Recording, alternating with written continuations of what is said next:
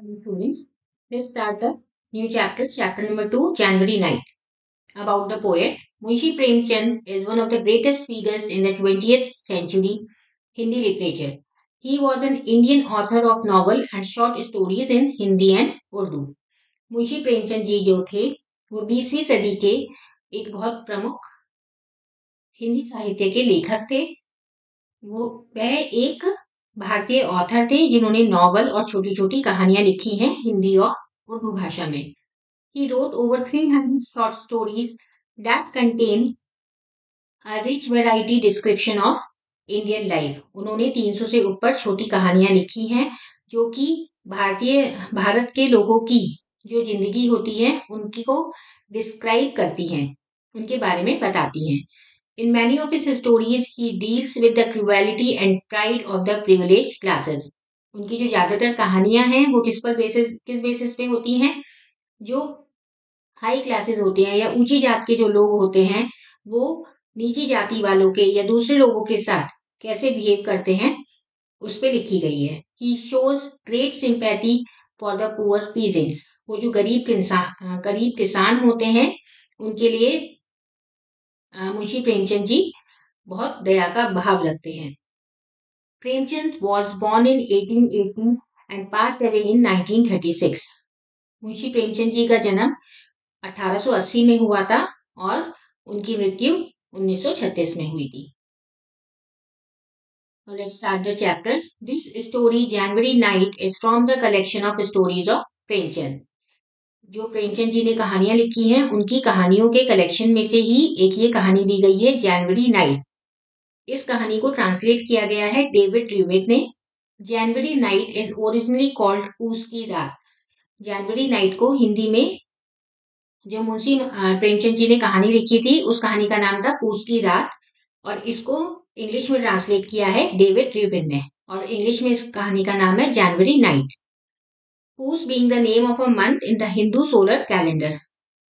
जो हिंदुओं का कैलेंडर होता है उसमें एक महीने का नाम है पूस। The story depicts a tenant farmer named Halku and his plight against landlordship prevalent in colonial India. ये जो स्टोरी है एक किसान के ऊपर है जिसका नाम हल्कू है और उसे किस किस तकलीफों का सामना करना पड़ता है जमींदार की मनमानी की वजह से।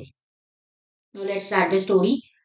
Halku came in and said to his wife, "The landlord's come.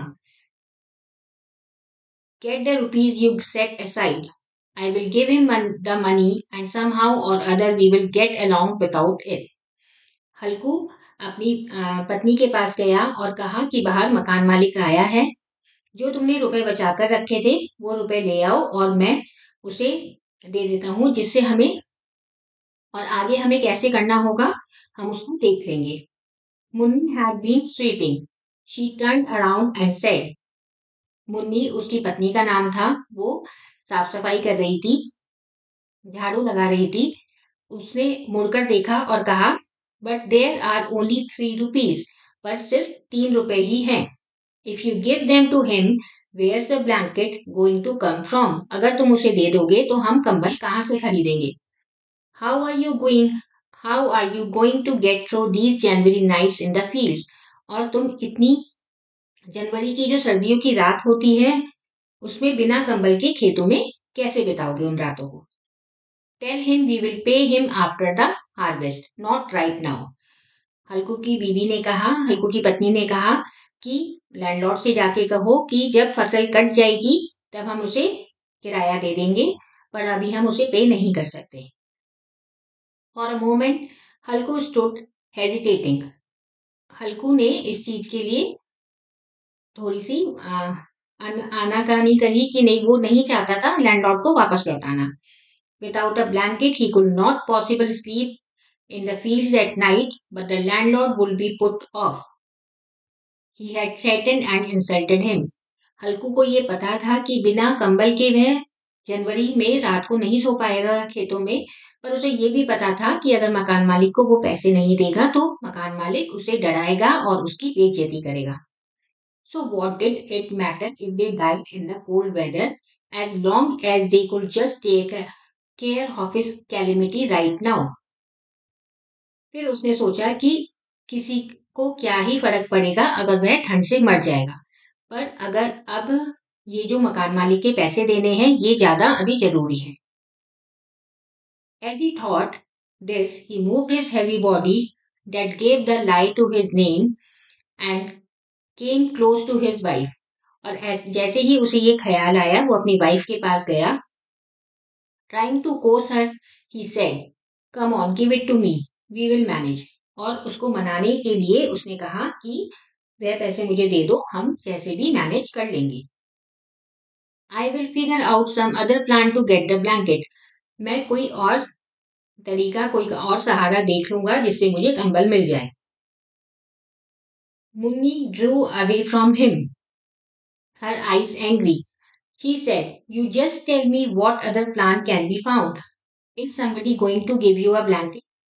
Munni उससे पीछे हट गई और उसकी आंखों में गुस्सा था। उसने गुस्से में बोला कि और दूसरा कौन सा प्लान है या और कौन सा तरीका है तुम्हारे पास, या फिर तुम्हें कोई कंबल देने वाला है।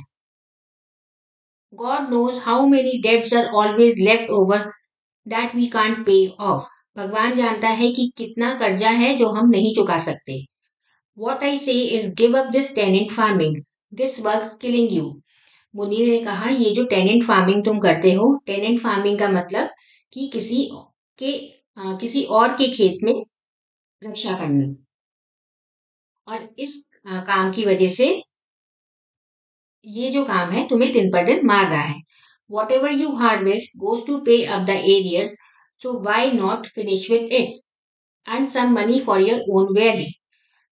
जो भी तुम बोते हो वो सब तुम्हारे खर्चे देने में या कर्जा उतारने में निकल जाता है, तो तुम इस काम को खत्म क्यों नहीं कर देते और कुछ काम अपना पेट भरने के लिए भी करो। I won't give you the money, I won't, मैं तुम्हें पैसे नहीं दूंगी, बिल्कुल नहीं दूंगी। Sadly Halku said, then I will have to put up with his abuse. अगर तुम पैसे नहीं दोगी तो मुझे उसकी बेइज्जती सहनी पड़ेगी। In Hanku's words, come charging at Munni like a wild beast.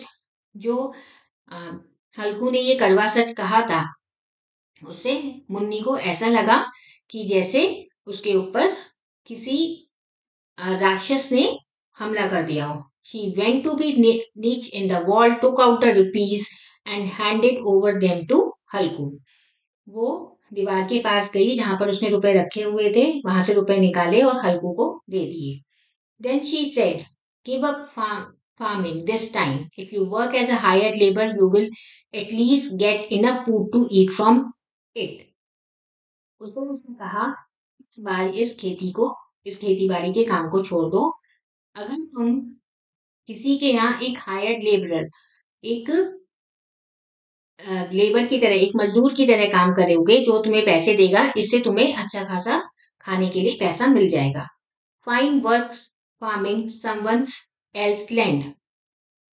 इससे तो खुद का काम करो, खुद की खेती बाड़ी करो और दूसरों के खेत में काम कर रहने दो।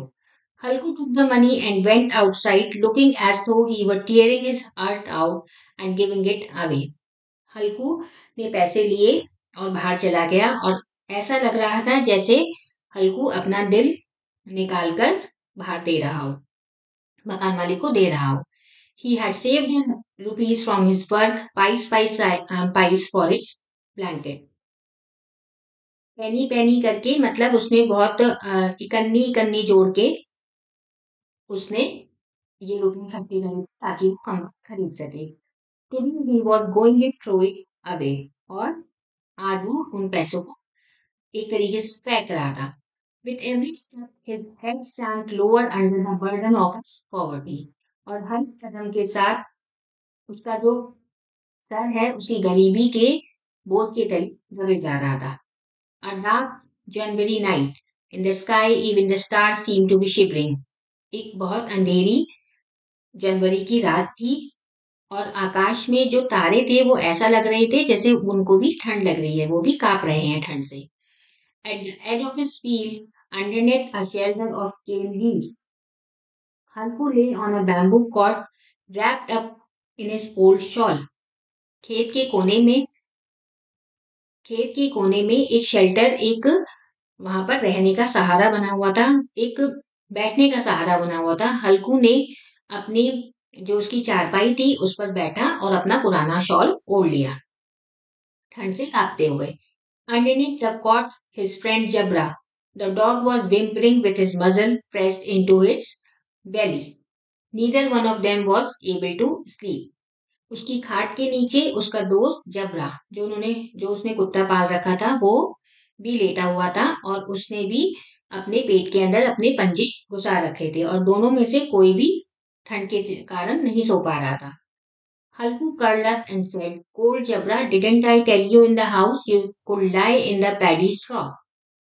हल्कू ने हल्कू मुड़ा और कहा, जबरा ठंड लगी है ना, क्या मैंने तुम्हें कहा नहीं था कि घर पर रुक जाओ, स्ट्रॉ के ऊपर तुम लेट जाते। So why did you come out here, तो तुम मेरे साथ क्यों आए? Now you will have to bear the cold, अब तुम्हें ठंड सहनी पड़ेगी। You thought I was coming out here to eat puris and sweets and you came running on ahead of me. तुम्हें लगा कि मैं यहाँ पर पूरी और मिठाई खाने आ रहा हूँ और तुम मेरे पीछे पीछे आ गए। Now you can मोर्न all you want, और अब तुम्हें ये सब सहना पड़ेगा। Jabra wagged his tail without getting up, protracted his whimpering into a long yarn, and was silent. जबरा ने अपनी पूंछ हिलाई और एक लंबी जंबाई ली और वह शांत था। हल्कू reached out his hand and patted Jabra's cold back. हल्कू ने अपना हाथ निकाला और जबरा की कमर पे रखा, जबरा की कमर पर पैट किया। From tomorrow on, stop coming with me or the cold will get you. कल से मेरे साथ मत आना वरना तुम्हें ठंड लग जाएगी, हल्कू ने जबरा से कहा। We will get through the night somehow. हम आज रात कैसे भी करके निकाल लेंगे। This is the reward you get for farming. While we do the hard work, somebody else gets the joy of it. खेती बाड़ी करने का हमें ये रिवॉर्ड मिलता है और हम किसी और के लिए मेहनत करते हैं, हम पूरी मेहनत करते हैं पर कोई और इस मेहनत का फल ले जाता है। जबरा looked at him with eyes overflowing with love. जबरा ने हल्कू को प्यार भरी नजरों से देखा।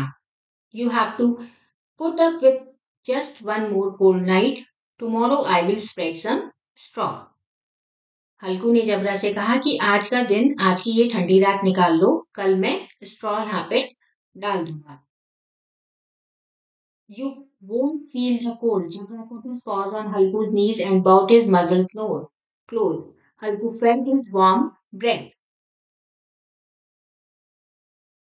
जबरा ने हल्कू के घुटनों पर अपने पंजे रखे और अपनी मजल मतलब जो एक जानवर होता है उसके नाक और मुंह के हिस्से को मजल कहते हैं, वो उसने अपने नाक और मुंह हल्कू के पास लेके आया जिससे कि हल्कू को उसके मुंह से गर्म भाप महसूस हुई। हल्कू lay down like some kind of wood. Halku lay down like some kind of which the cold weather continued to torment him.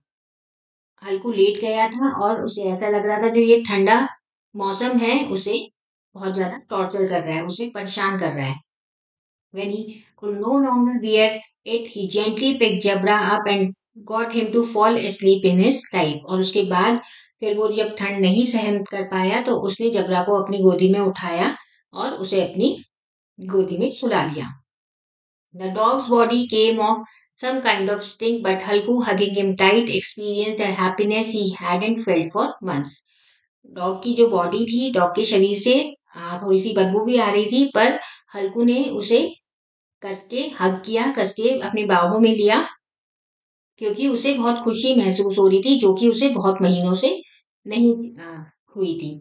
Jabra probably thought he was in heaven, और जबरा को भी ऐसा लग रहा था जैसे वो स्वर्ग में हो। And in Halku's innocent heart there was no resentment of his smell.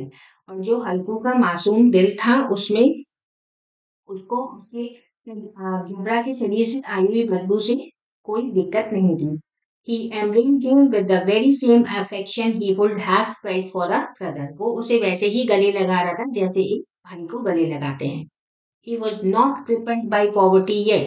Rather, it was through his singular friendship had opened all the doors to his heart and brilliantly eliminated every atom of hate.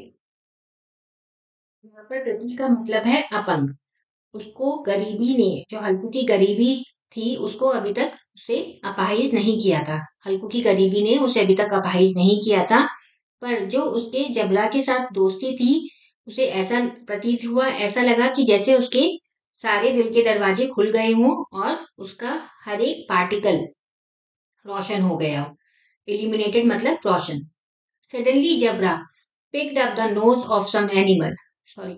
Suddenly Jabra picked up the noise of some animal. Springing up, he ran out of the shelter and began to bark. तभी जबरा को किसी जानवर की महक महसूस हुई। वह वहां से कूदा। शेल्टर जो जहां पे वो लेटा हुआ था, वहां से वो भागा और भौंकने लगा। Halku whistled and called him several times. Halku ने बहुत बार सीटी भी बजाई और उसे आवाज लगाई, but Jabra went on barking, पर जबरा भौंकता रहा।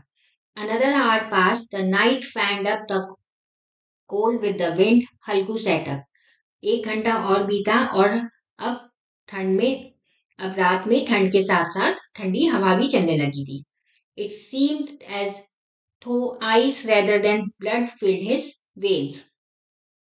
ऐसा लग रहा था जैसे उसके नसों में खून की जगह बर्फ तैर रही हो, बर्फ चल रही हो। He leaned back to look at the skies, how much of the night was still left. वह आसमान की तरफ देखने लगा, ये जानने के लिए कि कितनी रात बाकी है अभी। The dipper had not yet climbed half the sky. By the time it was overhead, it would probably be morning. अभी आधी रात भी नहीं बीती थी। और जब डिपर डिपर यहाँ पर किसे कहा गया है? यहाँ पे कहा गया है कॉन्स्टलेशन। कॉन्स्टलेशन मतलब तारामंडल। एक ग्रुप ऑफ स्टार्स, जो स्टार्स का ग्रुप होता है, उसे डिपर कहते हैं। तो हल्कू ने रात को देखा, आसमान की तरफ देखा। अभी डिपर जो था उसने आधा स्काई भी पार नहीं किया था। और जब वो बिल्कुल सर पे होता तो इसका मतलब, वो जो डिपर है वो बिल्कुल उसके सर पे होता है, इसका मतलब सुबह होने वाली है। Night would last another 3 hours और सो। तो उसने हिसाब लगाया कि रात अभी 3 घंटे और बाकी है। Close to Halku's field there was a mango grove. Halku thought, if I go and get a pile of leaves, I can make a fire of them and keep warm. हल्कू के खेत के पास एक आम का आम का पेड़ था। उसने सोचा कि वहां से वो पत्तियां इकट्ठी करके उससे आग जला सकता है, जिससे उसे थोड़ी गर्माहट मिलेगी। If anybody sees me gathering the leaves in the dead of night they will think it is a ghost. और अगर किसी ने रात को उसे देख लिया कि वह इतनी रात को पत्तियां इकट्ठी कर रहा है, तो लोगों को लगेगा कि वह एक भूत है। Of course, there's a chance some animals hidden in my field waiting, but I can't stand sitting here any longer. हल्कू ने सोचा अगर वह खेत छोड़ देता तो शायद कोई जानवर वहां पर घुस जाता, पर वह उससे ठंड में नहीं बैठा जा रहा था। He ripped up some stalks from a nearby field, made a broom out of them, and picking up a lighted cow dung cake, went towards the grove. उसने कुछ लकड़ियां इकट्ठी करी, पास के खेत से, उससे एक झाड़ू बनाई और फिर उसने एक लाइटेड काउ डंग मतलब एक टोकरा लिया और वह मैंगो ग्रोव के पास जाने लगा। Jabra watched him coming and ran to him wagging his tail. Jabra ने उसे आते हुए देखा और उसके पास भागकर आया, अपनी पूंछ हिलाता हुआ। Halku said, I could not stand it any more. Jabra Halku ने कहा, मैं अब ठंड और नहीं झेल सकता। Come along, let's go into the orchard and gather leaves to warm up with. चलो साथ में चलते हैं उस मैंगो के ऑर्चर्ड में और वहां से हम पत्तियां इकट्ठी करते हैं। When we are toasted, we will come back and sleep. जब हमें थोड़ी सी ठंड से राहत मिलेगी, हम वापस आकर सो जाएंगे। Under the trees, it was dark, the bitter wind blew, buffering the leaves, and drops of dew dripped from the branches. पेड़ों के नीचे बिल्कुल अंधेरा था और पेड़ों से ओस की बूंदें गिर रही थी. Jabra had found a bone and he was chewing on it. Jabra को एक हड्डी मिल गई थी और वह उसे चबा रहा था. हल्कू set his fire down on the ground and began to gather the leaves. हल्कू ने आग जलाने के लिए पत्तियां इकट्ठी करनी शुरू कर दी थी. In a little while he had a great heap. और थोड़ी देर में ही उसके पास एक पत्तियों का ढेर इकट्ठा हो गया था. His hands were frozen, his bare feet numb, but he piled up a regular mountain of the leaves. उसके हाथ बिल्कुल ठंडे पड़ गए थे और उसके जो पैर थे बिल्कुल सुन पड़ गए थे, पर उसने एक पत्तियों का पहाड़ इकट्ठा कर लिया था. And by making a fire out of them he had burn away the cold. और उस पर आग जलाकर उसने ठंड से राहत पा ली थी. In a little while the fire was burning branches. और थोड़ी ही देर में फायर इतनी ऊंची हो गई थी कि वह पेड़ की टहनियों तक पहुंच रही थी. In the twinkling light, the immense trees of the grove looked as they were carrying the vast darkness on their hands. का मतलब है जब रोशनी जलती या बुझती रहती है, मतलब अस्थिर रोशनी, उसको हम कहते हैं फ्लिकरिंग लाइट. वह रोशनी जब उपवन, ग्रोव मतलब उपवन, उपवन में जो जितने भी पेड़ थे उनके नीचे जब जल रही थी तो ऐसा लग रहा था कि ये जो पेड़ हैं इनके सर पर गहरा अंधेरा है. हल्कू sat before the fire and let it warm him. हल्कू आग के सामने बैठ गया और अपने आप को गर्माहट पहुंचाने लगा. After a while, he took off his shawl, then he spread out both feet as though challenging the cold to do its worst.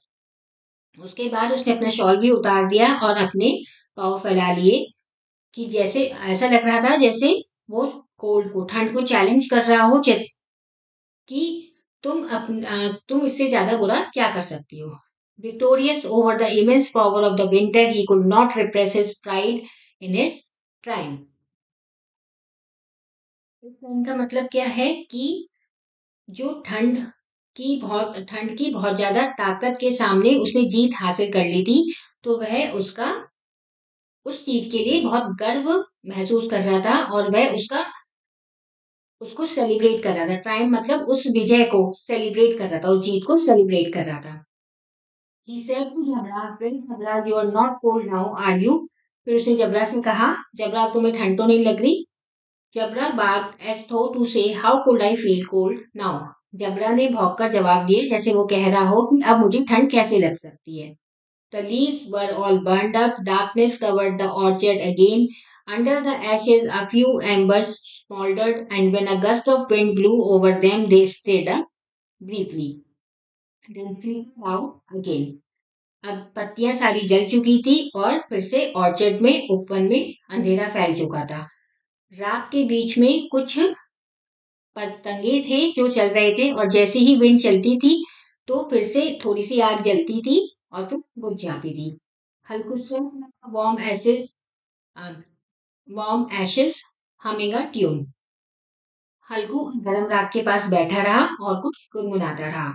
The fire had warmed him. Fire ने उसे गर्माहट पहुंचाई थी. तो but as the cold began to spread he lived drowsy. Fire में सामने बैठने से उसको गर्माहट तो मिली थी, पर जैसे जैसे ठंड बढ़ रही थी उसे नींद आने लगी.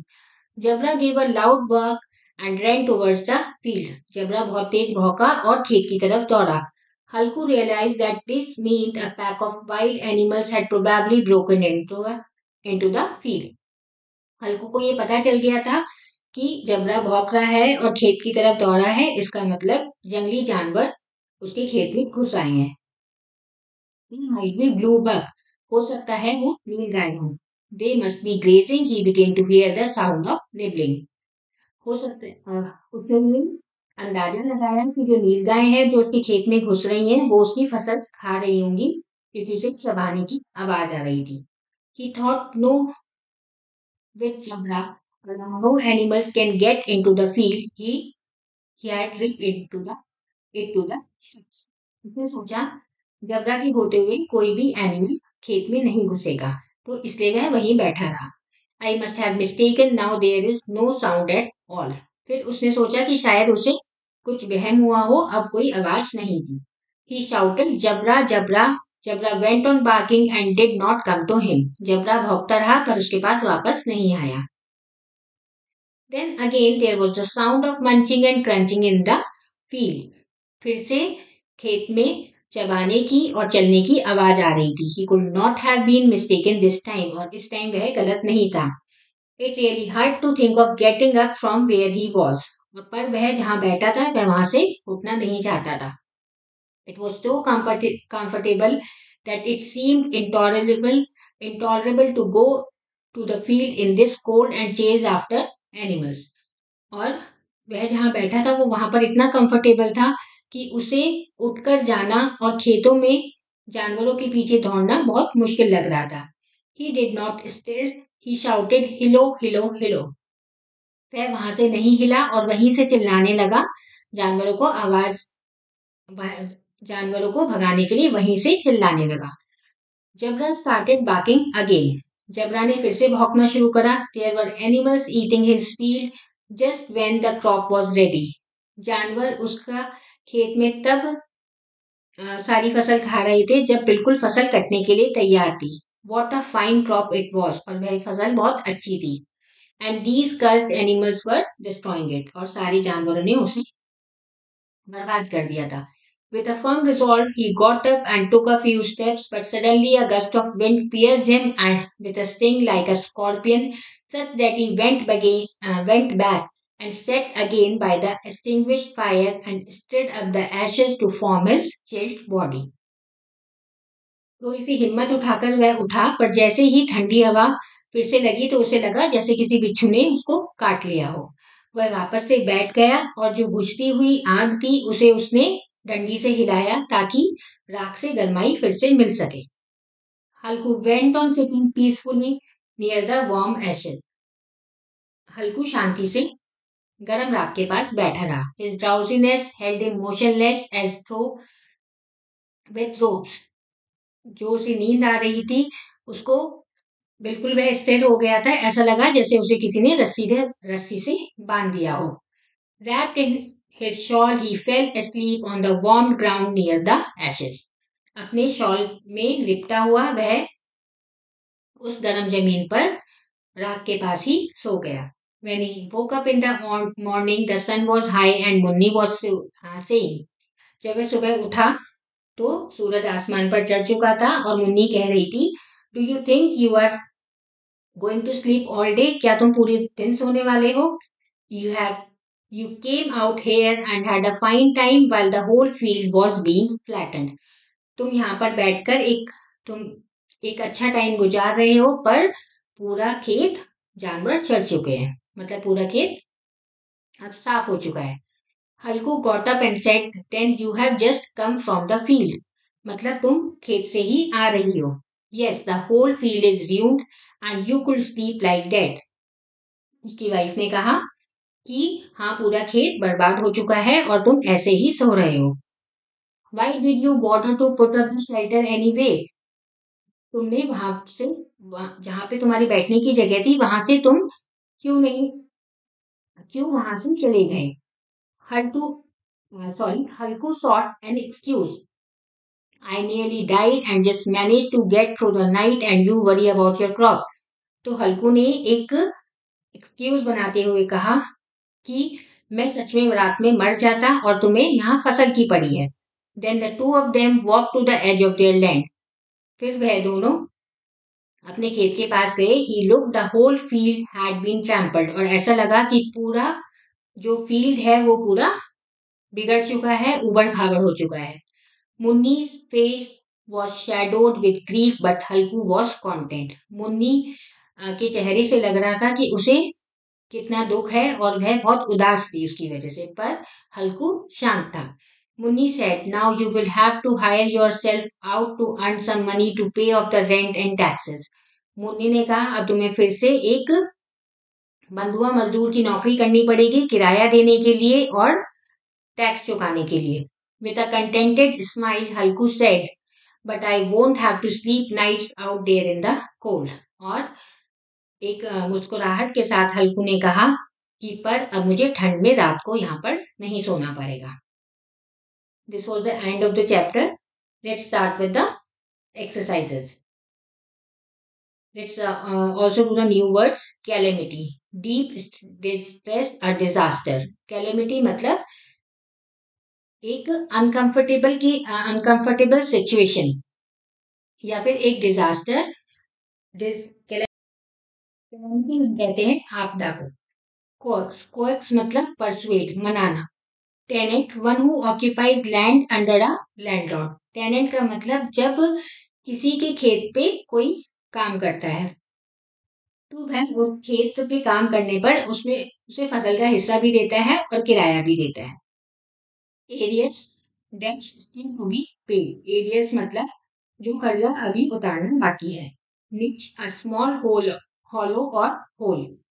निच का मतलब होता है एक छोटा स्टूल किसी दीवार में, जमीन में. Muzzle, nose and mouth. किसी जानवर के नोज और माउथ के हिस्से को मसल कहते हैं. Protracted, prolonged, made longer. Protracted मतलब लंबा खींचना. Resentment, feeling hurt, angry. Resentment मतलब गुस्सा होना या फिर बेइज्जती की वजह से उदास होना. The dipper, a constellation, group of stars को डिपर कहते हैं. इमेंस, बहुत बड़ा. और इंटॉलरेबल का मतलब होता है अनबियरेबल, बिल्कुल जो सहा ना जा सके. Let's start the questions. Take the correct option. The story January night has been written by. ये स्टोरी किसने लिखी है? मुंशी प्रेमचंद. Halku worked as. हल्कू कैसे क्या काम करता था? एक टेनेंट फार्मर की तरह. Who was Munni? Halku's wife. How did Halku keep himself warm in the field at night? Halku ने अपने आप को गर्म कैसे रखा रात में? By burning leaves.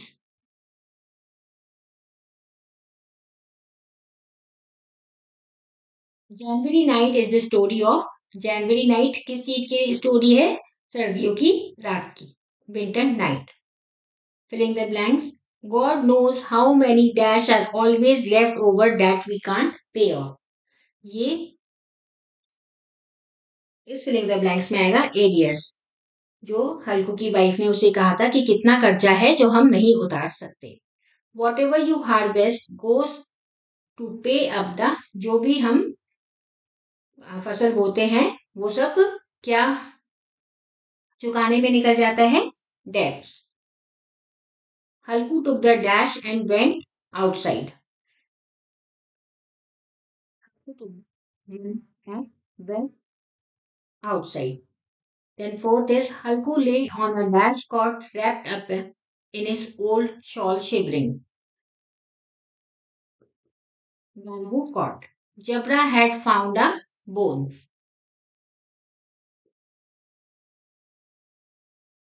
Write true or false against the following statements. True and false लिखने हैं. Halku wanted to give all money to the landlord. True. Halku wanted to buy a blanket. ये भी ठीक है. Munni did not want to give all money to landlord. This is also true.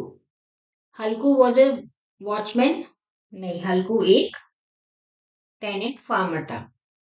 Munni have save ₹3 for blanket. True. Question and answer. Why did Munni want Halku to pay the landlord only after the harvest? Munni ये क्यों चाहती थी कि हल्कू मकान मालिक को पैसे फसल कटने के बाद दे? मुन्नी ऐसा इसलिए चाहती थी क्योंकि हल्कू ने उसने ₹3 बचाए थे, क्योंकि मुन्नी ने ₹3 बचाए थे कंबल खरीदने के लिए. अगर वह रुपए वो मकान मालिक को दे देती तो वह कंबल नहीं खरीद पाते. तो इस आंसर को हम ऐसे लिखेंगे. Munni did not want Halku to pay the landlord money, and she wants that Halku should pay the landlord only after the harvest, because she has she had saved ₹3 for the blanket, and if in winters Halku could not buy the blanket. It would be very difficult to spend night in winters in the field. Now, second question: What does Munni mean when she says fine work farming someone else's land? Munni का क्या मतलब था कि हाँ बहुत अच्छा काम है दूसरों के खेत पे खेती करना। इस बात से मुन्नी का क्या मतलब था? इस बात से मुन्नी का मतलब ये था कि वह चाहती थी कि हल्कू अपने खेत में काम करे और या फिर एक हायर्ड लेबर की तरह काम करे जिससे वह अपने लिए कुछ पैसा बचा सके। मुन्नी को ये बिल्कुल नहीं पसंद था कि हल्कू एक टेनेंट फार्मर की तरह काम करे और किसी और के लैंड में जिसमें उसे कुछ भी नहीं बचता था। तो इसका आंसर हम लिखेंगे Munni don't want that Halku should work as a tenant farmer. Instead, she want that Halko should work as a hired labor so that he could save some money for him and his family. Why did Halku look up at the skies? Halku रात को आसमान की तरफ क्यों देख रहा था? Halku looked up at the sky because he wanted to know that how much night was left. रात कितनी बाकी थी? Why did Jabra probably think he was in heaven? जबरा को ऐसा क्यों लगा कि वह स्वर्ग में है?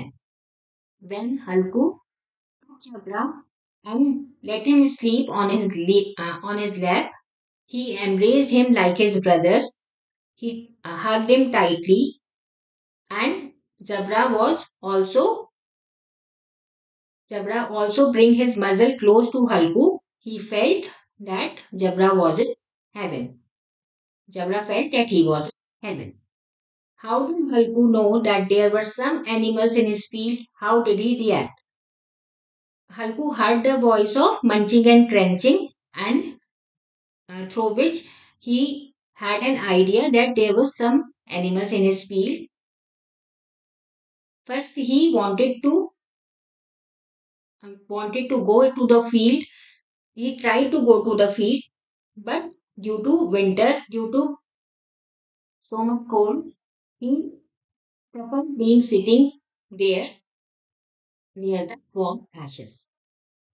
मतलब कि हमको को जानवरों के चलने और चबाने की आवाज से घास चढ़ने की आवाज से पता चला कि उसके खेत में कोई है पर उसने वहीं से बैठे बैठे उनको भगाने की कोशिश की और ठंड की वजह से वह वहीं बैठा रहा और गरम राख के पास अपने आप को गर्माहट देता रहा। This is the end of the chapter. Thank you for watching.